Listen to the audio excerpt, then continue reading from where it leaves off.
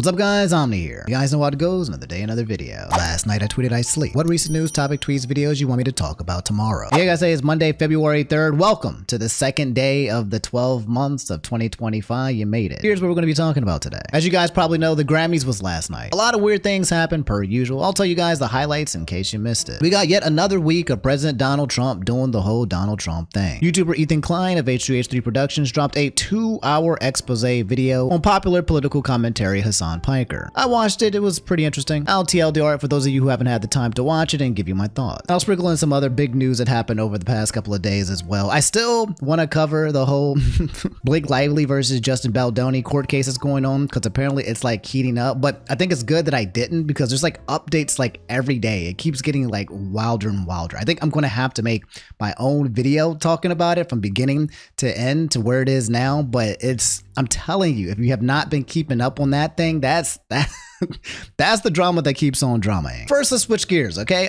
Celtic Loki and a lot of you guys asked me to talk about this. H3H3 made a video on Hasan Piker. The title of the video is called Content Nuke Hasan Piker. In case you guys don't know what the hell is going on, this is Ethan Klein, aka H3H3 Productions. He is a YouTuber, okay? He's been doing it for a very, very long time. You guys probably have seen him at some point in time. Maybe you've seen him in a podcast with Trisha Paytas. Maybe you've seen one of his old school commentary videos where he stands up and does his little comedian bit. Or maybe you've seen him on a podcast with the guy I've just mentioned, Hasan Piker, called Leftovers. These two were kind of basically left-leaning type content creators who poked fun at politics while also giving their opinions on things that were happening around the world. Switching gears, this is Hasan Piker. He's the biggest political streamer on the Twitch platform. His image is kind of strange. There's a very strong love-hate for Hasan Piker when it comes to the internet. He likes to kind of lean into his himbo vibe because he's a well-built, good-looking dude. But despite that, he's been on the receiving end of a lot of political drama and discourse, including outsiders and orbiters like Destiny, who's just recently, we've talked about him as well. He has a lot of enemies on the internet space. Which brings us to the video here that was dropped 2 days ago by H3H3 Productions. It's the first video that Ethan Klein has dropped on his main official channel since like 4 years ago. So he definitely just basically resurrected his video to drop an old school commentary style where he basically goes in on Hasan Piker and how much he does not like him and the reasons why. Looking at the video, it has about 175,000 likes compared to like 40,000 dislikes. A very healthy like bar here. As much as I know you guys would love for me to sit here for 2 hours and watch this video and give commentary on it, which I probably doubt you would want to see that, but I've already created a nice old clean TLDR version of grabbing some of the most important hit points that this guy has been making, and I'll also show a few clips as well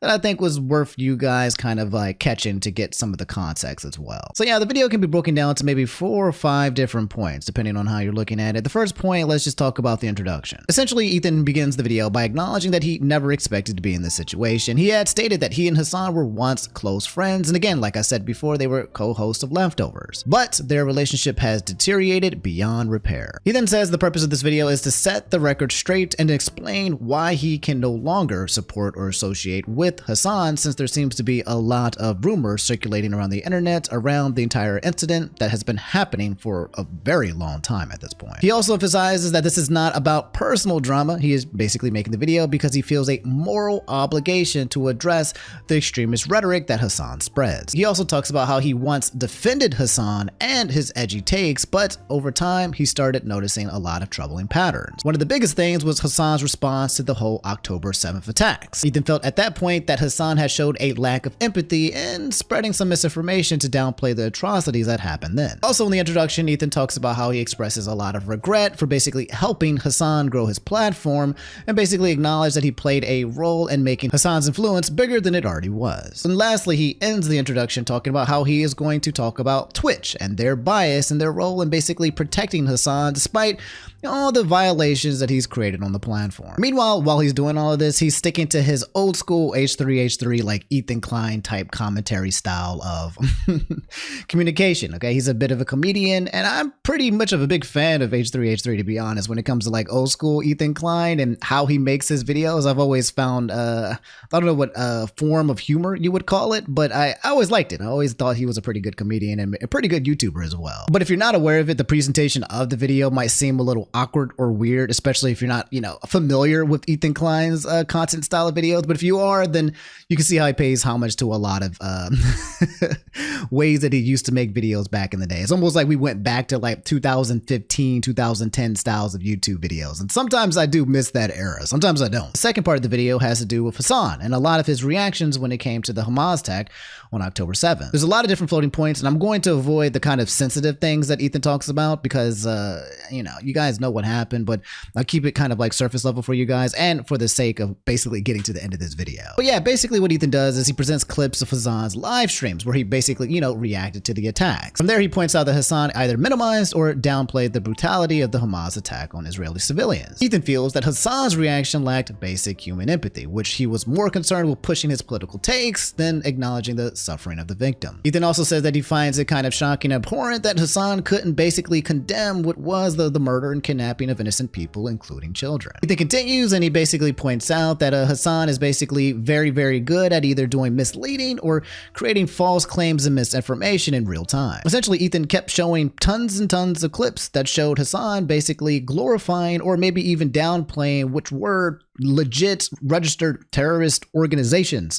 Neither A, calling them based, or being like B, maybe I don't have too much of a problem with them, or C, maybe empathizing with them so much that it seems like he might be on their side, and also occasionally playing YouTube videos of propaganda that kind of like showed exactly what these terrorists would do. They called it music videos and called it like, these people were musical people when it was kind of like popularizing the whole concept of some of these terrorist groups. Ethan talks about how he noticed that Hasan's community himself were very anti-Semitic, and he kind of watched as one of his friends basically kind of like didn't really call out his audience for being very anti-Semitic. For those of you guys who don't know, Ethan Klein is Jewish and he has ties back to Israel. His wife Hila also was tied back to Israel, and I think she served a part of the IDF, the Israel Defense Force. But yeah, this pattern just keeps going on and on. There's a few disturbing clips out there actually, if you want to take these in or out of context, where it looks like Hasan is sometimes just consistently downplaying some of the atrocities that was happening over there in Gaza, depending on which viewpoint I guess he felt was more important to push. Again, I'm not going to post all of the clips because they were very harsh, but I think one big one that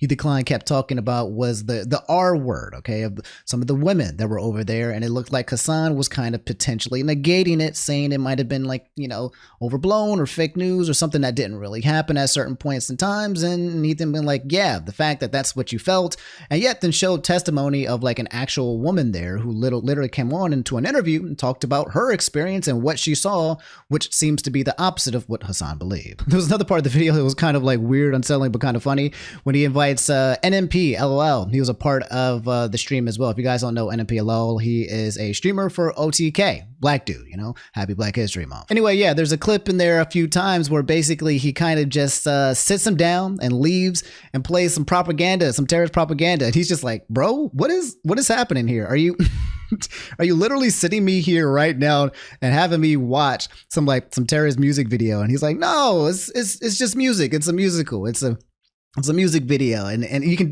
very tell that he's not comfortable with the interaction that he's currently having with Hasan. They later go on to show clips of NMP basically talking about how it was kind of weird, and there's other clips as well with him saying like, yeah, hey, is that a terrorist organization?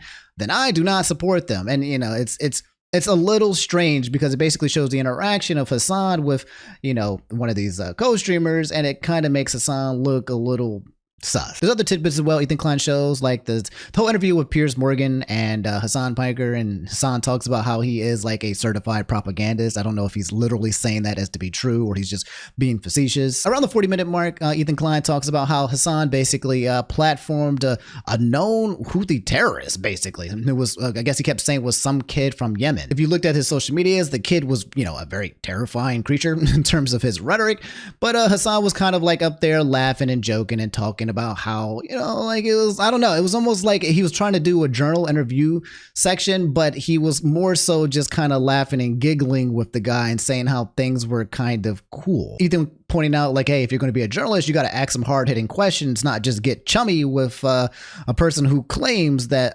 they raid ships and take people as hostages. That's the long and short of it. About an hour of the video is Ethan basically showing all of these clips, which from what I understand have already been circulated around the internet at one point in time and addressed, but it looks like he's kind of brought it all to center intention. I think this is a video that Ethan's been working on for months now, so if some of it seems outdated, I'm assuming that's the reason why. That was the extent of the first part of the video. Ethan Klein showing all of these clips of Hasan where it looks very bad, like just quite literally as somebody who has no idea kind of like what's happening, or I kind of know what's happening, I'm kind of look at it, it does not look good. Though to be fair, because I know Ethan Klein hates Hasan, right? I know that things will probably be pushed in a certain way to, you know, obviously to say things that make him look bad, but kind of even looking at it objectively, these clips are just a little bit shocking. Like you just see the clip, you're kind of like, oh snap, he said that, like, oh snap, that happened, and it will catch you off guard. Anyway, like I said, fast forward towards the end of the video, Ethan Klein starts talking about Dan Clancy, the CEO of Twitch, and talks about the hypocrisy of the Twitch platform, how they have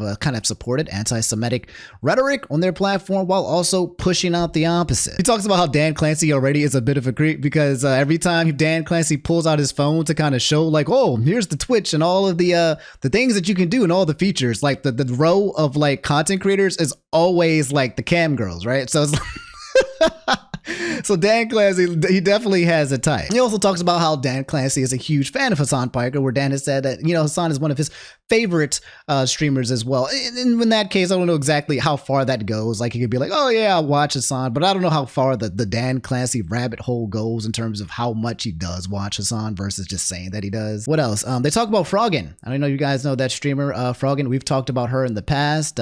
She's a streamer who's basically come up and talked about how she hopes that all the US military people get PTSD and die, and then they don't get health benefits. Okay, she had spoken some really evil rhetoric. She got banned for it eventually, but Ethan Klein kind of brought up the fact that, like, why was this specific girl who usually gets like less than 100 viewers always being pushed to the top of Twitch's platform, even though she's speaking out and saying all of this hateful rhetoric? Like she's been awarded like rising content creator when it comes to the streamies that are hosted by Cutie Cinderella once every year, which is kind of like a gathering of all of the streamers and the friends, and it's kind of like the Grammys but for like Twitch. Going further into Froggen, he talks about how not only did Twitch kind of like basically like boost Froggen and put her on the top of the front page and trending for the most part so that she can be seen, but also she was a part of TwitchCon, a part of an actual panel, and on the panel it was pretty racist panel. It was talking about people who could say a specific word or a certain slur, and it was like at the top certain Arabs, and at the bottom it was like loves Sambra, right? And it's pretty racist. To be honest, just watching, I was just a little bit uncomfortable. I'm like, wow, what are we what are we doing here? As he leaves this whole topic of Froggen, he then goes back to like Twitch and talks about how, like, yes, when there was a Q&A session with Dan Clancy, a lot of people were trying to basically say like, hey, how come you guys aren't really like, you know, banning anti-Semitic like rhetoric that comes to this platform? It seems like this is a place where everyone is just being racist towards Jewish people or people with Israelites, and yeah, it seems like you guys are kind of letting it go, and every time those comments would come out, they would get banned. On top of that, they talked about an issue which we had talked about in the past. It's funny, we've talked about this in the past, where Twitch for a certain period of time was not allowing new accounts to be created if you were from Israel. So if you were from Israel and you had a Twitch account, or you wanted to create a new Twitch account, or you had a Twitch account and you were trying to get people to come watch you or subscribe you or create your viewer base, at one point it stopped, it flatlined, it went just zero zilch. And then I think Twitch later said, hey, sorry, my bad. I don't know how that happened. Must have been a coinky dink, but and Ethan Klein points out the hypocrisy in that. And lastly, on the whole Twitch thing, he talks about how like the head of diversity there is this woman who basically had gotten some issues from her prior job for potentially being anti-Semitic as well, and then showed like a clip from like 2012 where basically she had made a joke about a Jewish person versus a Boy Scout. And I think also there was another clip later on that she talked about, like, I think it was Sarah Silverman saying like, why don't people kind of like defend Jewish people? Why is it only Jewish people defending Jewish people? And she had made some quote to it as well, kind of insinuating that this person is also anti-Semitic as well, but she's also head of diversity at Twitch. And that's the long and short of it. Okay, this is me objectively telling you guys what he is pushing out and what he's expressing, what he's saying. About an hour and 30 minutes. I'm going to play a bit of the outro, the ending, so that you guys can see essentially what he was saying, where he wraps things up. I forgot the part at the end of the video. He's basically saying, why hasn't Hasan been like, you know, banned? He compared him to Destiny being banned a long time ago for I think he was calling certain group of people N-bread. I don't know, but he got knocked out. And he's like, bro, here are like 10 examples of Hasan doing the exact same thing. Why is he still here? Why does he always get the pass? You want to See clips? Inbred, inbred, inbred, inbred, inbred, inbred, inbred, inbred, inbred, inbred, inbred, inbred, inbred, inbred, inbred, inbred, inbred, inbred, inbred, inbred. Happy birthday from Twitch, Hasan. The clips are, and that's not necessarily the algorithm. That was the part where he was actually going through his clips and it was just like, it was just all like Twitch cam girls. Hasan, a non-Jewish person, is referring to Jews as inbred consistently throughout his career. Inbred, ultra-Orthodox psychopaths. Zero punishment. Hasan interviewing a Houthi pirate. The Houthis, Ansar Allah, is doing what Luffy would do. You should tell him that. Zero punishment.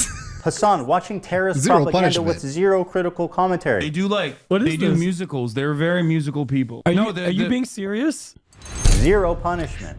Hasan threatening a sitting congressperson. This one actually blew my mind. When I saw he tweeted that, I said, he's done after this for sure. But yeah, guys, that's the video. All right, that's the summary. And then Ethan says, like, I hate you as well. And yeah, a lot of people have either they hate it or love this video. If you go on Twitter or any of the platforms, some people are saying, yeah, Ethan is right. He's based. He's talking the truth. And people need to acknowledge that Hasan Piker needs to be deplatformed. He should have been banned at some point in time. He needs to own up to the responsibility of what he's doing. And then you have another side, a group of people who are saying that Ethan Klein is crashing out and that he's a Zionist and that he's weird and that that he's just basically been crashing out for a long time, speaking out all this wild rhetoric, and also said a lot of wild things himself that kind of like nullify his point of talking like, you know, to Hasan in a way like Hasan should be banned. And people are like, well, Ethan, you've said some really, really ridiculous things yourself. Okay, so why are you just the pot calling the kettle black? This situation has very little to no nuance when you kind of look at it on Twitter. The biggest, loudest people are the ones that either hate Hasan or hate Ethan Klein. Okay, those are the loudest voices, the biggest ones, the extremists. When you try to have a conversation about like this video between these two sides, it usually does not have any nuance. And it does go into deeper issues about how people view politics and the whole concept of the war that's been happening in Palestine and the genocide and everything. It breeds into something much more thicker. And then that's when things start to get muddy and gray and wet. And other news, slick tactics, and a lot of you guys said the Grammys. That's right. Last night, the Grammys was hosted, and we have an out of context picture of Jayden Smith, who was out there wearing a suit and a house hat, but not quite a hat, more like a mask. Yeah, I watched the show last night. It was pretty interesting. There's some highlights. There's some stuff that happened with Kanye and his wife. Apparently he brought his wife out there and she was super naked. And then like literally she was just wearing like literally just plastic. It was like a see-through outfit where you saw everything, like just titties and booty and JJ. It was just all out there. It's pretty nasty, right? There's other things. Let's just go over some of the clips that I found on the internet first for you guys. This clip here was trending, okay, during the red carpet, okay. AP News was actually interviewing Babyface. I haven't heard Babyface's name in a long time, like old school singer. And yeah, apparently I think Chappelle Rowan basically popped up and they kind of might have excused them. And then people were pissed the hell off and praying that these AP newscasters essentially get fired. Yes, I think it's interesting. Chapel. You guys want to do that? Go do that. So sorry. I'm so sorry. Hello. So it was kind of like, and I said Chappelle. I don't know why I was saying Chappelle. Chapel. It was like, hey, Chapel. Sorry, we don't want to hear what you have to say, Babyface. Let's talk to Chapel, which is highly disrespectful, okay? Because that's just you interviewing somebody and then you just see somebody that you want to interview more and you don't even finish the interview is definitely unprofessional of the umpteenth degree. AP News as of this morning saying we are deeply sorry for cutting our interview with Babyface short on our YouTube live stream of the Grammys red carpet. We have apologized to him through his representative and to our viewers on the live stream. And really? Right in front of my Black History Month? Apparently she apologized. We have our first AP News YouTuber apology. That's right. They were streaming this on YouTube, which means this counts as one of the first news YouTube apologies that we have seen on this platform. Welcome to 2025. Kicking us off, but we want to thank you. But first I wanted to say that I'm really sorry about interrupting Babyface earlier. Chapel Roan had come up and there was a lot of commotion as there is on these carpets, but I'm a big Babyface fan, and as are we all, and so I just wanted to say that I really apologize. But thank you so much for having me, you guys. It's been great. Name 5 Babyface songs now. Gun to your head. Go. I don't know, guys. I don't know, chat. Do we forgive her? I think the fact that this was done on Black History Month, you know, was it just an oopsie whoopsie, or was it a clear, just disrespectful act that she should be fired from her job from? To be honest with you, on one hand, to be honest, okay, if I'm talking to somebody and, you know, I'm interviewing them and I'm like, oh my God, like somebody that I'm really want to see is like right behind it. It would be pretty distracting, right? I'd be like, oh my God, I don't want to miss this opportunity. But, you know, there is a level of respect that you have to enter when you have any kind of interview. As an interviewee, you give every single person the equal amount of respect that they deserve. So if you start something, you finish something, and you give them your full attention. Otherwise, you don't look like you're a good interviewer. You just kind of look like you're a simp. You're kind of just chasing opportunities for exclusives. And that's not something that I would want to kind of recognize or represent myself as. And I think that's kind of the image that she's going to be carrying, whether she gets laid off or not. I don't know, but yeah, not a good look. It's about respect. That's what it all comes down to. This is what it always comes down, really. Now, guys, I can't show you a lot of the clips from the show because every time I show clips from the Grammys, this video gets restricted. It gets, not happening. All right. So I can't show you, mainly still images, but in case you guys need to know, when it comes to Kendrick, that's right, Kung Fu Kenny, this man took 5 Grammys, swept the Grammys, and won in every single category that he was nominated in. He got Song of the Year, Record of the Year, Best Rap Song, Best Rap Performance, and Best Music Video. Okay, now, not like us, right? We talked about this. When this came out, we had this conversation, you and I. We was like, bro, imagine at the Grammys, Drake is there. Imagine this thing gets nominated for a Grammys. And now we're here. We're here in the present when we were thinking about it, and it did. And it won every single award. And now in 2 weeks, we're going to have him at the Super Bowl, and he's going to be performing They Not Like Us. And hundreds of thousands of people, if not millions, around the entire world will be watching this, and all at the same time saying, trying to strike a chord, but it's probably A minor. Everyone, like, I feel like there's gonna be a point where Drake is gonna hear the vibrations of the entire earth being like A minor. Like, it's like, what do you do if you're Drake? What do you do? Like, you can't ignore it. Like if you're Drake, like, you can't come to his Grammys, right? You know not to come, because imagine if he was there. Oh God. Imagine if he was there. Oh my Lord, that would have been so good to see reactions. And also, when Kendrick accepted the award, he never made any mention of Drake. Didn't say one thing about him. And when he got the award, he was like, hey, this is for the culture.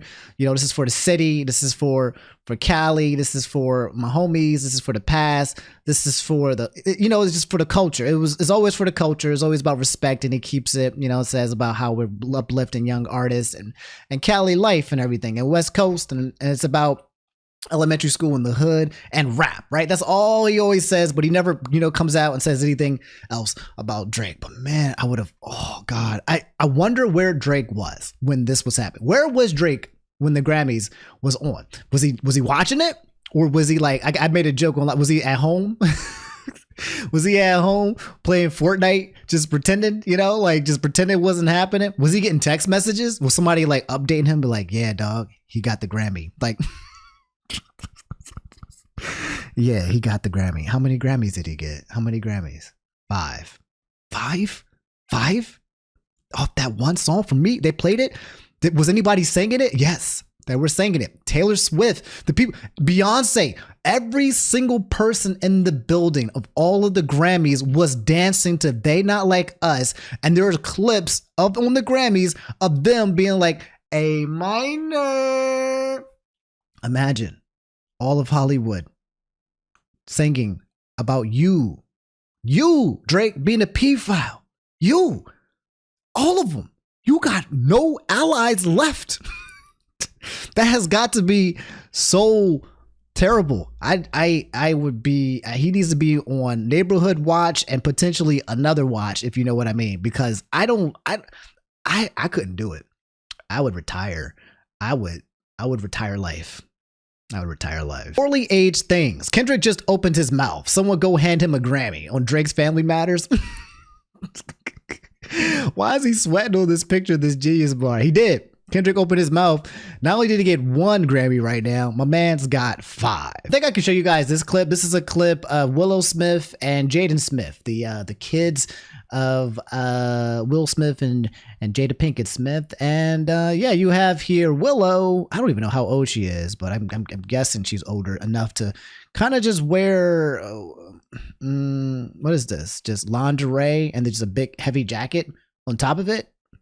Willow, right there. Willow, on your left knee. Shoes a little bit forward. Over that shoulder, Willow. Okay. Willow.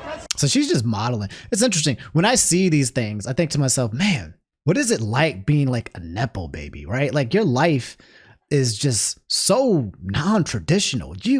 The routes that you go is just not the way that normal people go. And you just prop yourself up and you grow into an icon. Your parents are icons. So you are just an icon living.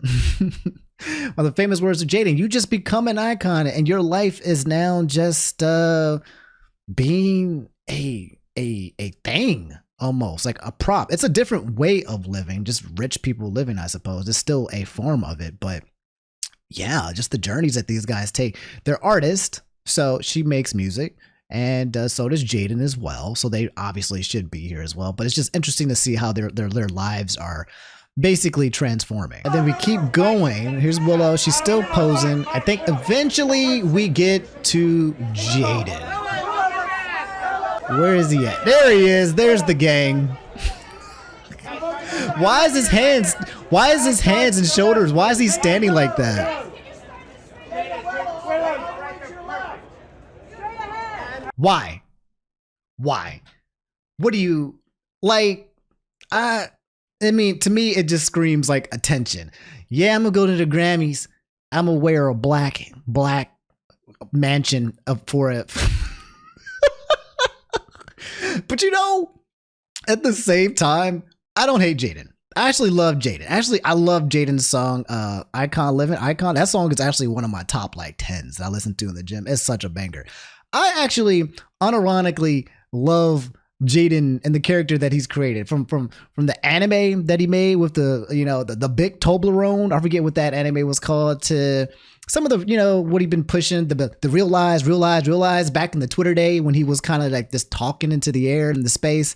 To him, hearing about him doing these efforts to kind of make clean water. I think I like the dude. I think I really do. I don't know what he's doing though. I don't know what side quest he's trying to acquire here. I don't know what magical mage he talked to that said, put this helmet on. And then I don't know what he did, but I'm actually here for it. I don't want to bully Jayden. I'm team Jayden. So when I see him, I'm like, you know what? Maybe I don't see the vision. Maybe I'm not listening to the vision. Okay. Maybe all my verses smell like dirty dishes. Okay. And maybe he's about to claim me in the kitchen. So I'm just, I fucks with Jayden. And I'm curious to see where his journey continues to take him. So then we have Kanye West. Okay. There was rumors that Kanye showed up unannounced to the Grammys and then he got kicked out. But apparently the Grammys was like, nah, he's a nominated artist, therefore he should be here. I can't show you the picture that I'm looking at right now. Okay. But it's a picture of Kanye and he's in this black tracksuit, all black or whatever. And he's next to his wife. And his wife is quite literally wearing nothing. Okay. The something that she is wearing is like, again, just transparent plastic. Okay. Just plastic. So you can't even see the layer of texture of what she's wearing. All you see, I'm looking at it right now. Okay. All you see is just titties, right? Just big old tatas in your face. And you see a cooch. A clean shaven cooch, and she's moving and you can see it. She's naked.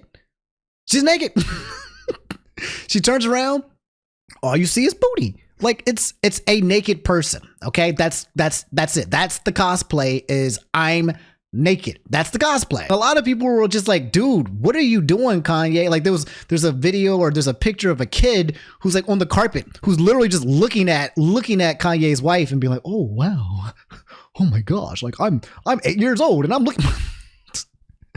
And people are like, there's a lot of people who are just like, they hate Kanye so much because what is he and his wife doing and why they got to be so much? Apparently, Kanye came back on Twitter as well, and he had to delete some tweets where he was talking about Kamala Harris and how he would have sex with her. And he was just going on again about like MAGA. And, you know, he goes on his Twitter attention raised where he just starts saying the nonsense, and he says whatever he wants. And it's Kanye, right? I don't understand the guy, but I think he believes that he is Pokepack is ready. Okay, let me open up this stamina pack real fast. I'm free to play, okay? So I got to open up my packs when they are available. Let's just open up a quick pack real fast, okay? Really quickly. I'm trying to get, who am I trying to get? Dark Rye, I think his name is. I'm trying to get him to add him to like one of my like dark packs, dark decks I'm trying to create. Anyway, let's hit open. All right, so you hit open. This is not an ad, by the way. This is just, I'm in the Gotcha Vortex game, okay? I'm gonna open it. There we go. Nose pass.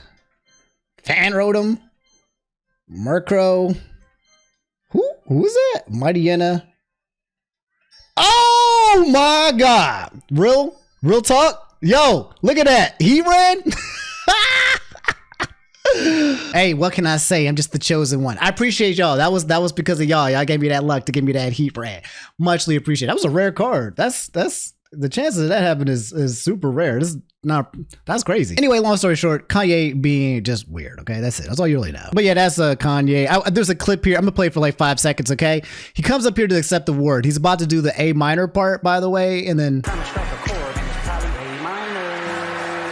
God damn, the entire echo of the stadium of the Grammys. Like these are invites. These are VIPs, right? They are here. They are chanting, and there's enough people chanting A minor. That's insane. That's insane. Drake, what are you going to do about it? What are you going to do about it, Drake? Do something. Stand up. Stand up. I want to see Drake retaliate. Chappell Rowan, by the way, winning Best New Artist. And I'm also using the time on her stage to talk about how music labels are basically predators and they're not taking care of the new artist and they're not getting, basic health care, and basically using her platform to say, hey, take care of new uprising artists and stop abusing them. Okay. Do y'all got us or not? Essentially. And people, love the fact you have to stand, anti-disestablishment. You have no choice but to stand. You got my girl, Sabrina Carpenter, taking a drink. Y'all have no idea. So you might not know this about me, but I am a Sabrina Carpenter fan. Okay. Oh my gosh. I am. Okay. You got me. I know. Jigs up. Okay. please. Don't prove I'm right. The bangers, the songs. Heartbreak is one thing, my ego's another. I am a sucker for her music. I'm a sucker for her style. I'm a sucker for how she looks. I'm a sucker for her music. She reminds me. She gives me like Taylor Swift vibes, but like different. Like it's a different deal. I like it. When I hear her on the radio, I get excited. I play the song. I listen to the lyrics. I'm a Taylor. I don't know if there's a name for her, but I stand Sabrina Carpenter. Okay, so we have to have a very uncomfortable talk. Okay, because my homie Beyonce won Album of the Year. That's right. The big chunky wungy award at the end of the show went to Beyonce for Cowboy Carter. Now, this was over Charlie XCX, which which a lot of people loved. Okay, a lot of people also love Sabrina Carpenter, and a lot of people also loved Billie Eilish. Right? Apparently they had some good albums too. Right? And I thought it was going to be Charlie XCX, but I would have been pleasantly surprised it was Sabrina Carpenter. but I did not honestly think that they would give it to Cowboy Carter, Beyonce. And I have to tell you guys that on Black History Month, even though it's Black History Month, and this is Beyonce's first album, I honestly do not feel like she deserved it. I love Beyonce. Okay, there was a lot better albums that she has made over her discography, over her lifetime. Okay, and for me, this was not one of them. All right, and here's another thing too. I'm not a huge country fan, but like recently, the radio country music that's been coming on, like you got a fast car, is it fast enough for me to drive away? Like those, it's starting to get more popularized, and I'm like really liking country now. And now I'm like, oh man, I just have been tapping into the right songs because I'm starting to find a pattern where I'm liking some of these new country artists that come out. I listened to Cowboy Carter, and I could not vibe. I couldn't. When I heard Texas Hold'em on the radio, this is Texas, ain't no Hold'em. It goes down, down, down, down, down. I was just like, I mean, it's like it. I don't know. I didn't feel it. I didn't feel the country soul. It felt like I know people use this rhetoric, okay? But it felt like Beyonce was cosplaying. You know, I know the roots of country. I know country has black roots. Okay, I know. Don't worry about that. I know about my people. But for real, I tried my best to listen to this album and like it, and I didn't. Not at all. Especially in comparison to some like Lemonade, like some of all the Beyonce's other joints. I didn't. Swaggy Kage saying Cowboy Carter on top. ICL, that was effing heat, bro. And you know what? I said gun to your head, name 3 songs Cowboy Carter. I couldn't. It was not something that I liked. But no hate to the Queen Bee. All right, Beyonce is still, I think, the most nominated Grammy Award winning artist of all time. All right, she is absolutely freaking goated. So I would never take away from the Queen. I just felt like this wasn't her best album. If there was an album that she was going to win Album of the Year for, I felt like it could have been like any other one. This wasn't it for me, and it felt like it was a bit of a freebie, especially after the whole speech that happened. I think it was last year when Jay-Z was just kind of like, I can't believe my wife hasn't got Album of the Year, basically insinuating that there's something going on with the Grammys. Can't believe it that she still hasn't gotten it. And I was just like, I swear to God, if she gets Album of the Year for this album, I'm gonna be so mad. The Grammys are rigged. I usually don't say that, but for this one, I felt okay, I'm done. I'm not hating on Beyonce, by the way, and I'm not even hating on the album. I just felt like it wasn't her best work, and I also felt like some of the other albums I felt like had much more staying power. Yes, Sabrina Carpenter and all of them have plenty of time to get Album of the Year again if they necessary, but I don't know, bro. Something about this was a little sus. I don't know if you guys agree or disagree. All right, guys, let's wrap up today's video. Okay, I wanted to talk about the Trump tariffs, but there's actually news that came out just today that, okay, we will. This is going to be a big chunky wungy, okay? But, all right, let's just hang in there. All right, take a break if you need to. Go take a potty break. Go pee. Go get some water. Come back because we're in the second half now, and we got to talk about, when we're talking about halves, we got to talk about basketball. We have to talk about one of the biggest trade histories of all trades, really. Mamba said the biggest trade in the history of the sports ever took place yesterday randomly on late Saturday night. The Dallas Mavericks traded their franchise star to the Los Angeles Lakers for Anthony Davis. You've got people who aren't even into sports like that who've seen this, and it says breaking: the Dallas Mavericks are trading Luka Doncic. Is it Doncic or Doncic? I don't know.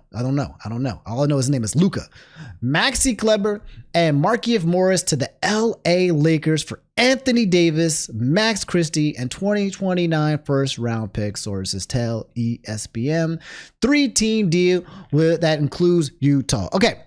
So I don't watch basketball as much anymore, okay, but I understand drafts and I understand basketball and I've played it, okay.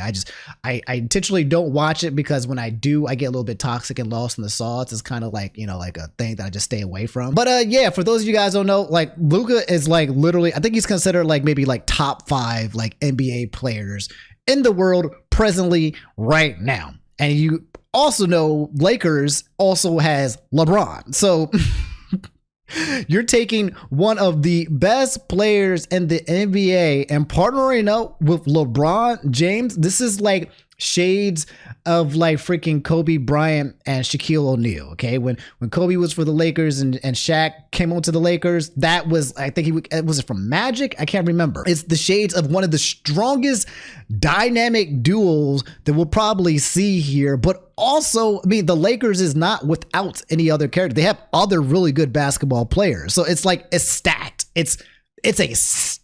Mama's saying the backlash from this guy is so bad, the Mavs fans have been seen outside of the arena protesting as well and bringing coffins to the Dirk statue. Yeah, there's a clip. I'll show it to you, right? But if you're a Mavericks fan, rest in peace, homie. That's it. Sorry, but your homie is now LA, okay? It's over. It's all over. You're done, okay? Stop. Retire your season passes. Stay home. Good luck, but you got to pack it up. Your time for fun is now done. I've been a Mavs my whole entire life since I've been a baby. This is the worst moment in the history of my life. This is ridiculous. This is crazy, man. That's what Paul. We went to the NBA Finals. The guy in the back says, "I'm sick." Sick to my stomach. Come on, he went to the NBA Finals. Go ahead, tell me about it, man. Speak, King, speak. Why are we trading the best player, the franchise player? How are we trading the franchise player? You went to the NBA Finals. He's supposed to have a statue. He's supposed to have a statue. Dirk got a statue right there. It's supposed to be Luka right there. Why we don't got a statue for Luka? This new management is putting profit over fans. Profit over fans. I mean, yes, we live in a capitalist society, bro. No one gives a shit about you.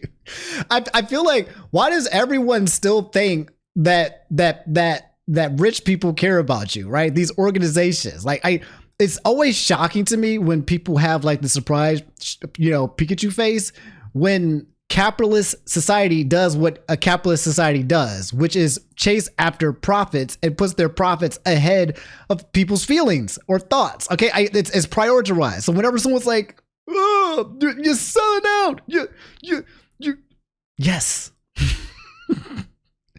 Because it's the pursuit of money. It's all business, man, okay? They're not worried about the fans. They don't care that we've invested 7 years of it believing in Luka, believing in building a team around Luka. They don't care about that. They just want to make their gambling money, make a couple $100 million, and leave us stuck out here. You know, now we're back to square one. We're back to square zero. You feel me? Hey, gamble with them. Your boy is over on the Lakers, bro. You got some cash. You got some DraftKings. Today's video was sponsored. Nah, I'm not sponsored by them right now. But like, I mean, you know, this happens. Okay, we had LeBron with the Cleveland Cavaliers for I don't know how long until he went to the LA. Okay, it's like going to the Lakers is just kind of like the golden ticket. It's kind of like the, all right, you did whatever you did at whatever, like, you know, state that you were in, whatever low level you was at, and now welcome to LA. The city of dreams and success. Okay, there's also I wonder if there's any trades with Golden State Warriors with Steph over there right now. I heard they've been struggling a little bit. That's ridiculous. Luka filled that stadium. Who gonna fill it now? Who gonna fill that stadium now? Like I said, I was upset. I was confused because, like, in my head, I'm thinking to myself, like, what is your mindset, right? Like, why would you trade Luka? And if you are to trade Luka, why would you not get the best trade package available for him? That was just such a horrible perspective. That's just such a horrible trade. Like, at least make it make sense. You know what I mean? Make it at least a decent trade. But that was just. The man was like, look, if you want to trade for Luka, get take LeBron. get something, bro. Make it worth your while. What did we even get for this? Nothing. Terrible trade. Hate this. Hate everything about it. I hope Luka goes crazy on us. You know what I mean? Yeah, like, I'm done with the Mavs right now, bro. It's done. These guys, this Nico, they finished with my dreams, okay? And this place, American Airlines, the Mavericks, this was my safe place. And now I have nothing. Basically, they screw up the best sport thing in Dallas. I'm so sad, man, for real. I'm sad, I'm disappointed. Mr. Luka, I'm sorry, I'm having a hard time. I'm being mean. I'm not empathizing. Okay, these are the gravity of this, right? For some of these people, I think my editor had made this joke, right? It's like if like Naruto, right? Naruto of the Konoha village, while he was Hokage, right? Said, I'm out. I'm joining the hidden village of the sand. I'm out. I'm about to go be Hokage over there with Gaara, and it's gonna be me and Gaara, and it's gonna be uneven, bro. You like, what? You got two Hokages on one team, bro? And in exchange, what did we get? Kimaro, the puppet dude, or the sand girl? You traded us what? For Naruto? That was not a fair trade, bro. One of the worst trades of all time. So if you're from Konoha and your boy Naruto's gone, you're like, well, damn, man, that was my king. And now I don't even know what this village is without him. So that could definitely feel like a displacement. So I feel him. I feel him, especially when you're hardcore into sports. If someone, I would just follow him, to be honest. Like if you're following for the player, then I would follow the player. But if you're following for the team, then all right, get him out of here, bro. Get out. Go do what you need to do in LA. All right, we're going to still hold it down, pack it down, right? Some people are tied down to characters and some people are tied down to teams. And Luka was a part of the team up until the point that he's not. And now you gotta do what you gotta do with what you got, bro. Which one's more important? Luka, the player, or your hood? Choose. If you're listening to us, Mr. Luka Doncic, this is not from us. Mr. Luka, you were supposed to stay here for forever. We love you, Luka. My kids were supposed to watch you. My kids, this was supposed to be their childhood, Luka. We love you, Luka. Please come back to us. Once you don't re-sign to Los Angeles, please come back to us. We love you here, Luka. There's no precedent for this in the history of the NBA, that you don't trade a 25-year-old MVP candidate in his prime for a 32-year-old made of glass and a single pick. We just went to the finals last year. It's not like we missed the playoffs. It's not like we lost in the first round. And they could win every game the rest of the season and win the championship, and it wouldn't really matter because all of the emotional value and in that journey just got sucked away. But it feels like someone close to you died in a way, and there's lots of anger for sure. What's inscribed on that statue over there, Dirk statue, says loyalty never fades away, and apparently that's only a one-way street. That only matters for the players because loyalty definitely faded away from the organization. They didn't hold up their end of the bargain. He was loyal and they weren't. So I guess that inscription doesn't really mean anything. Dang. Nah, all right, homie was spitting. For real? All right, now at first I was kind of like just joking, poking fun, but now my man's here made me see the light. What y'all doing, Dallas? How could you do this? How could you do this? For money? For wealth? How could you make this trade? The worst trade deal of all trades. Did they explain? Is there anywhere? Now I'm getting curious. No, now I'm getting into the basketball rabbit hole. Don't pull me in, man. The reason why I don't like to talk about sports, again, like I said, back in my college days, I used to, my stepdad raised me to be like a toxic basketball fan when I was a kid.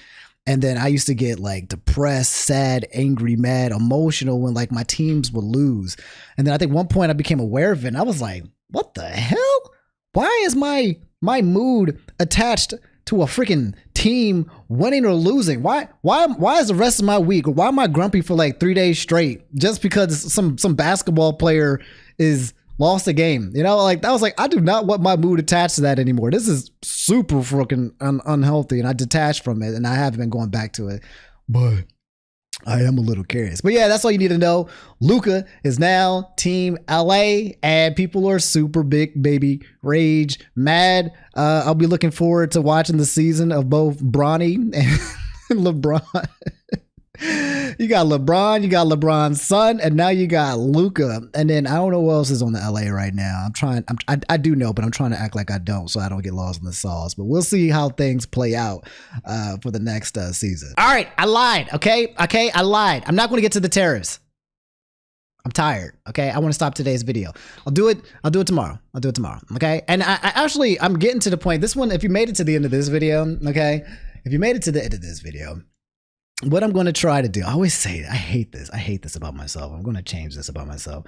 I always say what I want to do and I don't. And it's really starting to piss me off. I'm starting not like that about myself. Okay.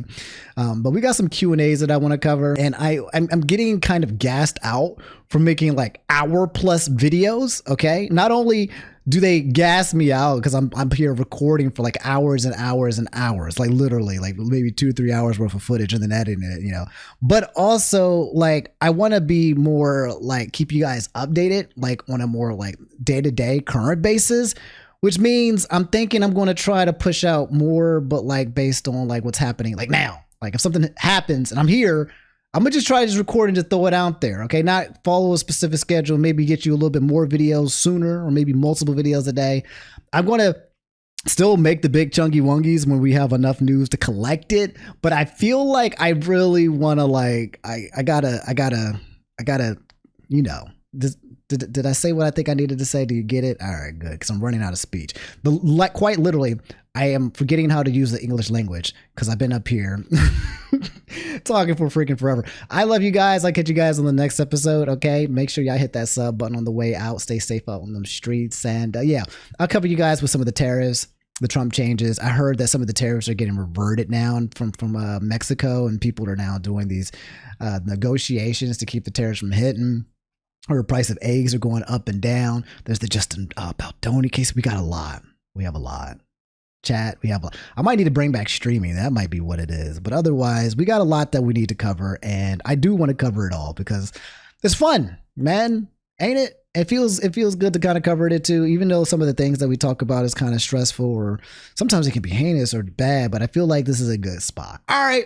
I'm rambling. I catch y'all later. Y'all take it easy. Brush your teeth and don't get halitosis. And peace.